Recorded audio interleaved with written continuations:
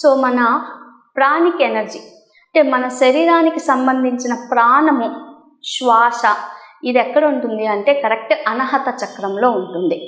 దీని ప్లేస్ లేదా పొజిషన్ ఎక్కడ ఉంటుంది? మన చెస్ట్ ఎక్కడైతే ఉంటుందో స్టెర్నమ్ అని అంటారు ఇక్కడ. సో చెస్ట్ స్టెర్నమ్ లోపలికి ఇక్కడ ఉంటుంది. కరెక్ట్ చెస్ట్ ప్లేస్లో స్టెర్నమ్ లోపల అనేది ఉంటుంది.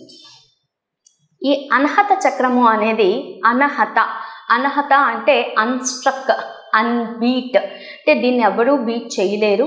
అంటే వితౌట్ అంటే సౌండ్ అనేది మనకి ప్రొడ్యూస్ అవ్వాలి అని అంటే ఏదైతే ఎయిర్ అనేది కావాలి, సౌండ్ ప్రొడ్యూస్ చేయాలి అని అంటే.